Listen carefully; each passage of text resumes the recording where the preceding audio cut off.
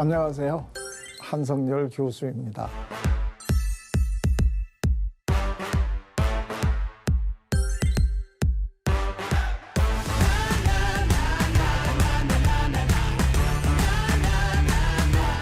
오늘은 지금까지 해왔던 거하고는 조금 다른 이야기를 하도록 하겠는데요. 심리학은 인간의 그 행동을 과학적으로 연구하는 학문이다. 이제 이렇게 얘기를 하는데, 그 심리학자들이 연구하는 거는 이제 행동입니다. 그래서 이제 심리학을 다른 말로는 행동과학이다. 이제 이렇게 얘기를 하는데요. 근데 여기서는 그 행위들, 우리가 겉으로 이렇게 몸으로 하는 것뿐만 아니라 우리가 생각하는 것, 느끼는 것, 이런 것들도 심리학입니다. 행동이라고 하는데, 그러면 심리학자들은 어떤 행동이 있을 때 왜 저 사람은 저런 행동을 할까? 왜 나는 이런 행동을 하고 있지? 하는 이제 그 이유를 알아보려고 한단 말이에요.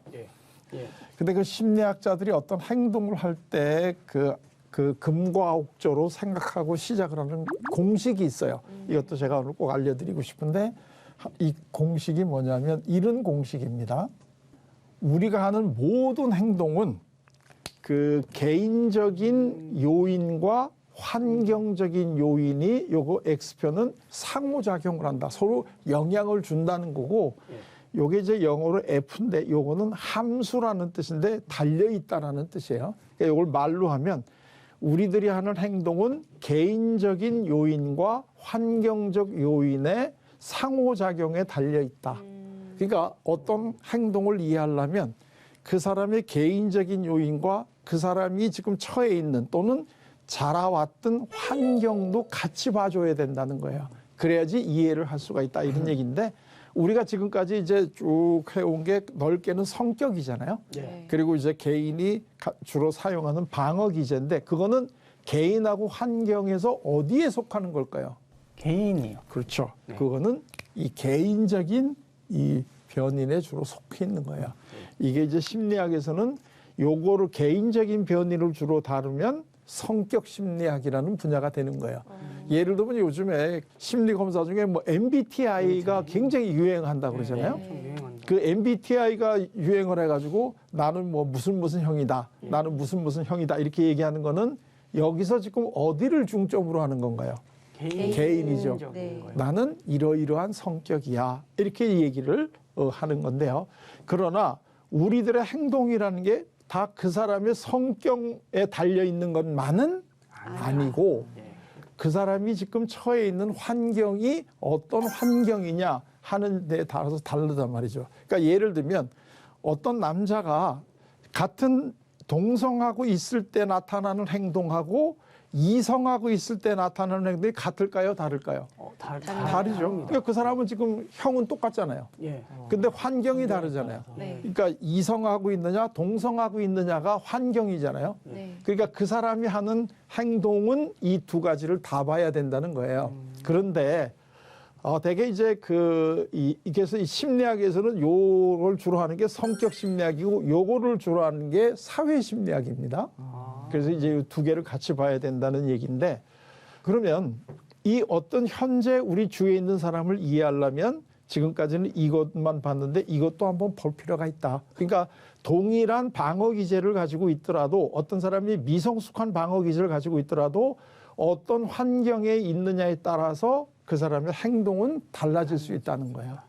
그리고 우리가 어떤 사람이 바람직한 행동을 하도록 우리가 그 유도를 하려고 하면, 너는 성격이 이러니까 성격을 바꿔라, 이렇게만 하는 게 아니라 환경도 우리가 바꿔줄 필요가 있다. 이게 이제 굉장히 이제 중요한데요. 그래서 오늘은 이 환경도 무시하면 안 된다. 그리고 개인이 성숙한 행동을 할 수 있는 환경은 뭘까? 환경이 굉장히 중요하다. 그리고 내 스스로가 내가 잘 살아갈 수 있는 환경을 만든다 할 때 가장 심리학에서 대표적으로 상징적으로 꼽는 게 소위 소라게라고 하는 이제 이 개를 꼽습니다.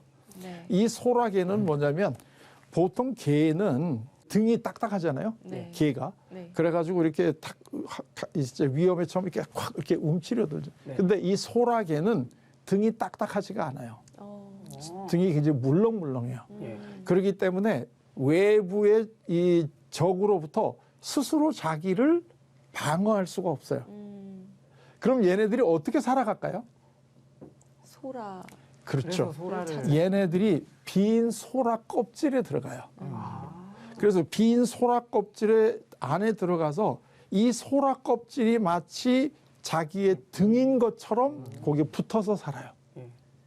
그래서 이걸 갖다가 소라게다 이렇게 불러요. 그러니까 내가 부족한 어떤 약점이 있지만 그거를 환경적으로 잘 이거를 해주면 그 약점이로 드러나는 게 적어지겠죠. 네. 그리고 더 성숙한 삶을 살아갈 수 있다는 거예요. 그러니까 얘네들이 그러면 이제 처음에는 이 소라게들이 얘네들도 작을 때는 작은 소라 껍질에 들어가겠죠. 네. 왜냐하면 큰 데 들어가 봤댔죠. 이게 자기 집이 안 되니까. 예. 그럼 그 안에서 이렇게 살다가 얘네들이 이제 자기 이 몸이 커진단 말이죠. 네. 그럼 나와요. 네. 나와가지고 조금 더 다른 이제 좀 더 큰 소라를 찾아가는데 얘네들이 나올 때쯤 되면 그 껍질 옆에 작은 애들이 이렇게 기다리고 있어요. 아. 얘 나오면 내가 들어가야 들어가려고. 되니까. 그리고 얘는 또 딴 데 가서 찾고 이 결론은 개인에게 맞는 환경을 만들어 갈 수 있다면 행동은 성숙한데 개인이 자기가 그런 환경을 못 만든다고 하면 옆에서 우리가 그런 환경을 만들어 주면 된다는 거예요. 예. 그런데 이 개인이 성숙할 수 있는 그런 환경은 어떤 환경이냐? 이게 이제 심리적으로 보게 되면 제일 그 중요한 게 뭐냐면 이 자기 존중감을 느낄 수 있는 이걸 마련해 줘야 된다. 이제 이런 얘기죠. 그러니까 우리가 성숙한 삶을 살아가는데 이 사회생활이나 이런 걸 통해서 얻는 게 자기 존중감이에요. 내가 나를 스스로 존중을 해줘야 돼. 내가 나를 스스로 존중을 안 해주게 되면 항상 남에게 의존할 수밖에 없죠. 내가 필요로 한 걸 인정을 받아야 되니까. 근데 이제 이 자기 존중감인데 그 안타까운 거는 이걸 우리에게 마련해 주는 데가 제일 좋은 데가 어디냐 하면 가정이어야 되죠. 그러니까 우리 어린아이들이 가정에서 생활을 할 때 우리 그 제일 줘야 되는 것이 다른 무엇보다도 너는 참 소중한 사람이야. 너는 뭘 잘할 수 있어. 이제 이런 것들을 심어주는. 그래서 믿음이 중요하다고 했는데 그 믿음이 누구를 믿을 수 있어야 돼요. 궁극적으로. 나를 믿을 수 있어야죠. 그러기 위해서는 자기 존중감을 우리가 줄 수 있게끔 환경을 만들어주는 게 제일 좋은 겁니다. 어느 환경이든지 간에 제일 그 환경 속에 있는 사람들이 성숙한 행동을 하기 위해서는 그 사람이 스스로 자기를 존중할 수 있게끔 해줘야 되는데 그 존중이라고 하는 게 제일 기본이 인정을 받는 거잖아요. 네. 그럼 뭔가 했을 때 인정을 받는 거잖아요. 그러니까 어떤 행동을 했을 때 참 잘했다 하는 인정을 줘야 되는데 더 궁극적으로 해주는 인정은 뭐냐면 존재 자체를 인정을 해줘야죠. 뭐가 잘했다. 그것 때문에 너는 참 유능하다가 아니라 너는 존재 자체가 소중한 사람이야. 그러니까 부모가 자녀한테 줄 수 있는 제일 중요한 선물은 아빠, 엄마한테 너는 존재 자체로 소중한 사람이야 하는 거를 이걸 줘야 되는 거지. 뭘 잘했을 때 너 이거 참 잘했다. 이런 식으로 어떤 일을 잘했을 때 칭찬해 주게 되면 내가 뭘 해야만 나는 인정받는 사람이구나 하는 이렇게 되니까 그거는 별로 바람직하지 않은 거다. 지금 이제 그런 얘기가 되는 거죠. 그 사실 이 자기 존중감이 우리 삶에서 아주 중요하다라는 게 기독교의 신앙의 본질이죠. 그러니까 예를 들면 하나님이 우리를 사랑하시는 거는 우리가 어떤 사랑을 받을 만한 행동을 했기 때문이 아니라는 거 아니에요. 예, 맞습니다. 이게 아주 가장 핵심이잖아요. 하나님은 우리를 무조건적으로 사랑하시는 거지 우리가 어떤 사랑을 받을 만한 행위를 했기 때문에 사랑받는 게 아니라는 거죠. 네. 근데 이거를 우리가 제일 이 체험으로 체득할 수 있는 게 어렸을 때 부모하고의 관계에서 체득할 수 있다는 거죠. 네. 부모님이 내가 어떤 행동을 했든 간에 부모님은 나를 존중해 준다 하는 이제 이런 건데요. 이 존중을 해준다라고 얘기할 때 많은 사람들이 좀 오해하는 건데요. 우리가 이제 존중한다 그러면 이 존자가 이제 이 우러러 본다는 거고 이제 이건 중요하다 이제 이런 얘기잖아요. 이 우리 심리학에서 얘기하는 그 존중의 의미하고는 좀 달라요. 그러니까 존중이라고 하는 거는 그 어떤 사람이 그 남들이 할 수 없는 뛰어난 어떤 일을 했기 때문에 그 사람을 우러러 보는 것도 아니고, 이게 이제 아니라는 게 중요해요. 예. 왜냐하면 그게 어떤 일을 했을 때 우러러 본다는 거는 그 사람이 또 반대되는 행동을 했을 때는 무시한다는 얘기가 되는 거거든요. 그래서 우리가 보통 상담을 할 때는 칭찬을 해주고는 안 된다 하는 얘기인데, 칭찬을 해주는 얘기는 그때는 좋지만 네가 하는 어떤 행동이 내 마음에 맞으면 내가 너를 칭찬해주고 내 마음에 안 들면 어떡한다는 얘기예요. 칭찬해 주죠. 그거는 벌 받는다는 얘기죠. 그렇기 때문에 사실은 우리가 부모가 자녀를 키울 때 지나치게 칭찬해 준다는 게 바람직하다 자꾸 얘기하는데, 네가 어떤 일을 하든 간에 네 존재 자체가 나한테는 소중하다 하는 거를 주는 것이 이게 진짜 중요하고, 이 존중이라고 하는 거는 어떤 그 존경할 만한 일을 해서 하는 게 아니라 있는 그대로 인정해 주는 게 존중이에요. 있는 그대로 인정해 주는 거. 있는 너의 그 모습대로 그게 소중한 거다 하는 거를 얘기해 주는 게 존중감이다 이런 얘기죠. 또 하나 이제 중요한 게 좋은 멘토를 만나야 돼요. 좋은 멘토. 그러니까 이 스승이라고 하는 거는 이제 어떤 일을 한다거나 그럴 때 소위 나도 저분처럼 됐으면 좋겠다. 이제 이게 우리 소위 좋은 멘토잖아요. 예. 내가 어떤 영역에 있을 때 네. 내가 저분처럼 하겠으면 좋겠다. 그러니까 되게 우리 그 연예인이라든가 아니면 또 이제 어떤 분야에서 큰 업적을 낸 사람에게 인터뷰할 때 꼭 물어보는 게 있잖아요. 롤 모델로 삼으신 분이 있으십니까? 이렇게 꼭 물어보면 대개 우리가 그분이 누구를 롤 모델로 하는가 하는 걸 보면 앞으로 그분이 이 영역에서 어떤 삶을 살고 싶어 하는가 하는 걸 우리가 알 수 있잖아요. 맞아요. 그러니까 그런데 그러한 롤 모델이 있는 것하고 없는 것하고는 어떨까요? 차이가 많이 나요. 엄청 차이가 나죠. 예. 엄청 차이가 나는데 이거를 이제 그 심리학에서는 이걸 뭐라고 부르냐면 우리가 성장해 가는 거를 동일시라고 부르거든요. 내가 누구랑 같이 되고 싶어 하는 게 동일시잖아요. 동일하게 되고 싶은 거. 예를 들면 이 남자애들한테 너 앞으로 누구처럼 되고 싶으냐 그럴 때 제일 먼저 그냥 나 아빠처럼 되고 싶어. 또는 이 딸들에게 너 누구처럼 앞으로 되고 싶으냐? 나 엄마처럼 되고 싶어. 이렇게 이게 그냥 자연스럽게 나오면 아주 훌륭한 부모 역할을 한 거죠. 네. 그걸 갖다 그래서 이제 이럴 때 이 동일시를 긍정적 동일시다 이렇게 불러요. 긍정적인 거는 내가 누구처럼 되고 싶다는 거야. 예. 그래서 이런 긍정적 동일시가 있는 분들이 이 살아갈 때 성공할 확률이 높겠죠.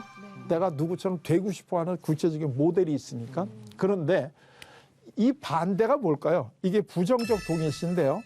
부정적 동일시는 뭐냐면 나는 누구처럼은 되고 싶지 않아. 이런 거. 저렇게는 안 이게 이제 대개 이 딸들이 이런 얘기를 많이 하는데 딸들이 이제 엄마하고 결혼하기 전에 갈등이 많잖아요. 그럴 때 네. 나는 엄마처럼은 안 살을래. 뭐 이렇게 되는 거. 예. 그런데 이 부정적 동일시는 이 긍정적 동일시보다는 별로 이렇게 효과가 없고 사실은 이걸 긍정적으로 좀 바꿔줄 필요가 있는 게 왜 그러냐면 내가 구체적인 삶의 어떤 모델이 있는 거하고 이거는 모델이 없잖아요. 되고 싶은 건 없어. 안 되고 싶은 걸 있어도. 그러니까 되고 싶은 게 있는 게 굉장히 중요하다는 거죠. 이게 우리 그 종교가 기독교가 우리에게 주는 제일 중요한 점 중에 하나 또 이 긍정적 동일시의 대상이 있잖아요. 그게 예수님이잖아요. 나는 예수님처럼 살고 싶어. 이게 있다는 게 굉장히 중요한 거죠. 그러니까 우리 기독교가 이 심리학적으로 보면 너무나 심리학에서 소중하게 연구해서 밝혀놓은 게 이미 기독교 다 있죠. 이 자기 존중감도 있고 그다음에 긍정적 동일시를 할 수 있는 대상이 예수님이라고 하는 뚜렷한 대상이 있잖아요. 그래서 우리가 이러한 우리가 정말로 좋은 신앙을 가진다는 게 우리가 살아가면서 삶의 고난을 당하거나 이럴 때 어떤 힘이 나올 수 있는가 하는 거를 우리에게 구체적으로 이렇게 보여주고 그렇게 따라갈 수 있게 이렇게 할 수 있단 말이죠. 예를 들면 하나님이 우리들이 있는 그대로 사랑하신다 하는 거를 어떤 구체적인 모습을 안 보여주시고 그냥 그렇게 말씀만 하셨다면 사실 우리는 그게 어떻게 되는 거야? 이거를 잘 모르잖아요. 근데 그걸 딱 그 본인이 사람이 돼서 이 땅에 딱 나타나셨다는 게 뭐예요? 우리에게 긍정적 동일시할 수 있는 대상을 아예 구체적으로 보여주셨다는 거죠. 그 다음에가 중요한 게 뭐냐면 자기 결정력이에요. 이 그 자기 결정력이라고 하는 거는 스스로 자기한테 결정할 수 있는 이 힘을 준다는 거예요. 이 좋은 환경이라는 게 자기 존중감, 그 다음에 이 스승, 그 다음에 자기 결정력. 그러니까 우리가 자녀를 사랑한다 그럴 때 좋은 그 부모는 내가 너보다 더 많이 아니까, 내가 너를 사랑하니까 내가 하라는 대로 해. 이거는 사실은 우리 자녀들한테서 자기 결정력을 뺏는 거죠. 대개 이제 한국의 부모님들이 자녀를 사랑하시는 방법 중에 하나가 본의 아니게 지나치게 간섭을 하거나 이 통제, 지배를 하려고 한단 말이죠. 맞아요. 그리고 거기에 대해서 본인이 내세우는 이 어떤 그 정당화의 이유는 내가 사랑을 하니까. 맞아요. 근데 사랑을 하려면 이렇게 대해주셔야 된다는 거죠. 내가 내 자녀를 사랑하려고 한다면 정말로 우리 자녀가 나 아버지처럼 되고 싶다. 나 엄마처럼 되고 싶다. 이렇게 해주면 되는 거지. 내가 우리 자녀가 하는 결정을 내가 미리 다 해주는 게 바람직한 게 아니다라는 거죠. 그런데 이제 성서에 봐도 이거 굉장히 중요하게 나오는 건데요. 우리 미션 스쿨을 다니면 제가 이제 미션 스쿨을 다녔는데 중고등학교를 그때 이제 한 3학년쯤 되면 성경 시간에 질문이 그런 게 있어요. 하나님이 왜 에덴 동산에 그 선악과를 지금 놔뒀을까? 지금 이제 이 얘기인데 예를 들면 하나님은 전지하시니까 결국 아담과 하와가 이 선악과를 따먹을 거라는 걸 아셨을까요? 모르셨을까요? 아셨을 아시죠. 왜냐하면 그걸 모르셨다면 전지하지 않으니까. 네. 모든 걸 알지 않으니까. 그럼 이 마지막 순간에라도 그걸 따먹지 못하게 할 수 있으셨을까요? 없었을까요? 있으셨을 했을 수 있죠. 왜냐하면 그게 못했다면 전능하지 않으니까. 네. 그러니까 그걸 먹게 놔뒀단 말이죠. 네. 그리고 난 다음에 에덴 동산에서 이제 쫓아냈단 말이죠. 네. 그러면 하나님의 본질은 사랑이신데 이게 하나님의 사랑이 뭐냐? 이제 이런 식의 질문들을 이제 중학교 3학년, 고등학교 1학년 때 이제 그 기독교 개통의 학교에서 학생들이 이제 목사님한테 하는 질문이에요, 이게. 네. 자, 그런데 자기 결정. 이때 우리가 심리학적으로 한번 보면 그때 그 선악과를 따먹을 수 있는 결정을 하도록 하나님이 누구에게 이 결정력을 줬어요? 아담과 아담. 하와. 이게 하나님의 사랑의 본질이시다는 거예요. 그리고 이 행동에 책임이 따른다는 거를 우리에게 알려주시고 그 책임을 지는 행동을 하셨지만 지금도 하나님은 계속 우리들을 사랑하시고 우리가 자기가 뭘 잘못했는가 하는 거를 뉘우치고 이제 다시 하나님하고 좋은 관계를 맺기를 바라고 계신다. 네. 그래서 신약, 구약이 그게 다 약속이잖아요. 네. 예. 약속이라는 거는 두 존재가 서로 상대방을 인정해 준다는 거. 그게 하나님이 이 피조물인 인간한테 주실 수 있는 가장 큰 사랑이 이 자기 결정력을 주셨다는 거예요. 네. 근데 이 결정에는 항상 책임이 따르잖아요. 예. 그리고 그 책임을 느끼고 성숙할 수 있게 그리고 그 성숙한 모습으로 하나님과 다시 관계를 맺기를 바라고 계신다. 이게 지금 이제 이 심리학에서 바라보고 있는 기독교의 교리죠. 네. 그러니까 결국은 하나님도 인간이 성숙해지기를 원하신다는 거잖아요. 그래서 이 자기 결정력이 굉장히 중요한데 이러한 것들을 우리가 해주는 데가 어디냐? 사실은 요 자기 결정력 스승 요거를 합쳐서 한마디로 얘기하면 사랑입니다. 네. 사랑의 본질이 뭐냐면 상대를 존중해주고 내가 그 사람에게 따라올 수 있는 좋은 동일시의 대상이 돼주고 그리고 스스로 자기가 결정할 수 있는 이 권한을 주고 이런 것들이 사랑이다 이거예요. 이게 이제 이 우리 기독교의 교리에 보면 이게 다 나와 있죠. 네. 그러니까 이러한 것들을 주는 것이 굉장히 중요한데 이거를 일차적으로 주는 조직이 뭘까요? 어딜까요? 가족. 이게 가정이죠. 가정. 그러면 우리가 어떤 가정이 바람직한 가정이냐 하고 이렇게 좀 추상적으로 질문을 할 때 이 아버지, 어머니, 자녀가 각각 서로 존중해 준단 말이죠. 존중해 준다는 거는 있는 그대로 서로 인정을 해주지. 근데 이게 존중이 안 돼 준다는 거는 꼭 상대방을 내가 원하는 대로 행동하게 만들려고 그러거든요. 근데 결과적으로 이 사람들은 나하고 다르다는 거잖아요. 그래서 그 사람들을 내가 원하는 대로 변화시키려고 하기 때문에 여기서 인간의 갈등이 생긴다는 거죠. 있는 그대로 존중을 해주면 되고요. 그 다음에 내가 어떻게 살아라 하는 거를 말로 할 게 아니라 내가 그렇게 사는 모습을 보여주면 되잖아요. 네.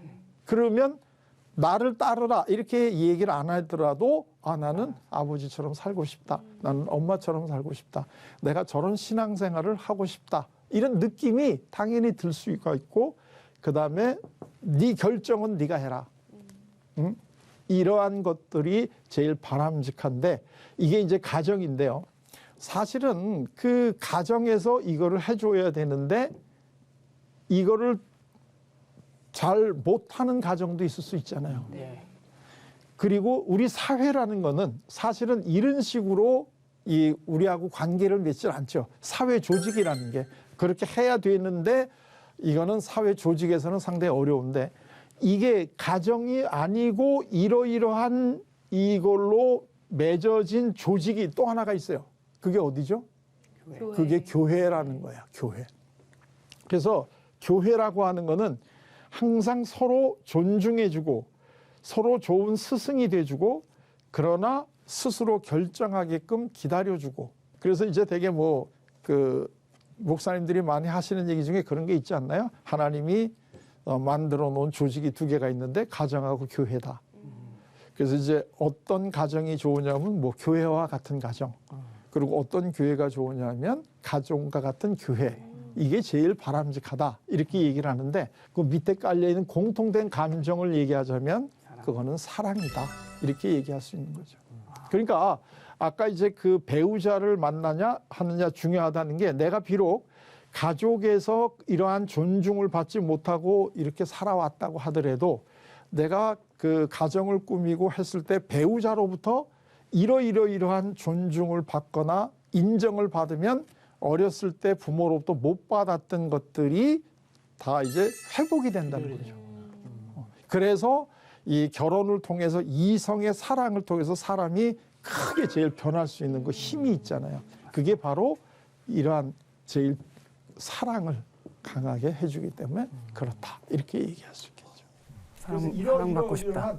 가족이나 교회가 이러이러한 이 분위기로 우리 각각의 개인들하고 관계를 맺는다면 비록 이 개인이 좀 부족하다고 하더라도 이 행동은 성숙한 행동으로 나올 수 있다는 거죠.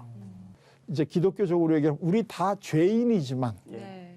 우리 다 죄인이지만 그러나 이러이러한 환경을 만들어주면 굉장히 성숙한 좋은 신앙인의 모습으로 살아갈 수 있다. 이렇게 이야기를 할 수가 있겠죠.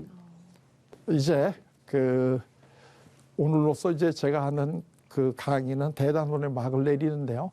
이렇게 같이 이렇게 오랜 시간 해주셔서 굉장히 고마운데요. 이 강의를 지금까지 쭉 들으시고 어땠어요? 소감이 느끼신 점 있어 한 번씩 좀 얘기를 해주실래요? 네, 너무 많은 걸 배운 것 같아서 정말 감사했고요. 그래서 일단은 실제로 이제 그 아이들을 키우고 있는 입장에서 제가 강의를 들으면서 잘못했던 생각 그 모습도 많이 좀 반성을 했고 그다음에 앞으로 아이들을 잘 키워서 이 가정이 정말 중요하다는 오늘 특히 그런 말씀을 많이 하셨는데 정말 이 훌륭한 그 어른으로 성장할 수 있도록 잘 한번 교육을 해보도록 하겠습니다. 네, 감사합니다. 제일 중요한 얘기인데요. 저는 진짜 이 20강을 들으면서 제 스스로가 좀 많이 바뀐 것 같다라는 느낌도 들고 한 번도 생각을 안 해봤던 저의 무의식을 그러니까 저를 진짜 한번 돌아보는 계기. 내가 그때 왜 그랬지? 내가 왜 이런 행동을 하지? 하는 거를 조금 이렇게 알게 되니까 그러면 좀 고칠 수도 있겠다. 이게 좋지 않으면 이런 생각을 해봤고 일단 저를 알게 된 게 일단 가장 좋고 그리고 타인도 사실 제가 깊게 생각을 해본 적이 없거든요. 그냥 쟤는 나랑 안 맞고 얘는 뭐 이렇게 뭐 쉽게 쟤는 좀 이상한 것 같고 뭐 이렇게만 하는데 아, 저 사람이 저렇게 또 가정 환경이 이래서 또 저럴 수 있겠구나. 아, 좀 많이 힘들 수 있겠구나. 나 같으면 절대 안 힘들 것 같은데 이렇게 생각했던 거를 아, 힘들 수 있겠구나. 이렇게 또 타인을 또 조금이라도 이해하는 마음이 생긴 것 같습니다. 제가 요 20강 들으면서 혼자 시도 한 편 썼습니다. 아이고, 제가 그러세요? 짧게 한번 얘기를 한번 잠깐만 예. 좀 소개해 주시죠. 제목 갑옷. 숨기지 마. 숨길 수 없어. 그러니 인정하고 그걸 내 갑옷으로 만들어. 예. 오, 진짜로? 네. 멋있다. 제가 이렇게 한번 써봤습니다. 오, 진짜 진짜 더 아주 있지만 감동적인데 글씨가? 글 쓰는 저는 좋아해서 예. 아주 그 얘기를 그렇게 짧게 감동적으로 할 수 있는 걸 20강이나 제가 이게 네, 저를 또 띄워주시네요. 우리 전 선생님은요. 저도 비슷한데요. 첫 번째로는 저 자신을 이해할 수 있어서 너무 좋았고, 두 번째로는 타인을 이해할 수 있어서 좋았는데, 그거를 또 이제 신앙적인 부분이랑 연결해서 말씀해 주셔서 나도 죄인인 것처럼 상대도 죄인이고 또 그 과정 가운데 있는 사람이니 서로 이해하면서 더 좋은 관계를 만들어 나갈 수 있겠다라는 좀 자신감도 생기게 되어서 너무 좋았습니다. 그렇구나. 네. 예, 좋아요. 그러니까 그 이 사랑의 본질은 다시 또 우리가 성서로 돌아가면 나 자신도 그렇고 타인을 선과 악으로 구분하지 말라는 거죠. 그냥 있는 그대로 인정을 해주자 하는 게 이제 그 사랑의 본질이다. 그게 이제 신앙의 본질이고 우리는 그런 곳을 찾아서 지금 가는 여정에 있다. 이제 이렇게 얘기를 할 수 있겠죠. 지금까지 부족한 저의 강의를 이렇게 들어주셔서 굉장히 고맙고요. 이러한 내용들이 좋은 성숙한 삶 그리고 성숙한 신앙생활을 하는데 조금이라도 도움이 되셨기를 바랍니다. 자, 고맙습니다. 감사합니다.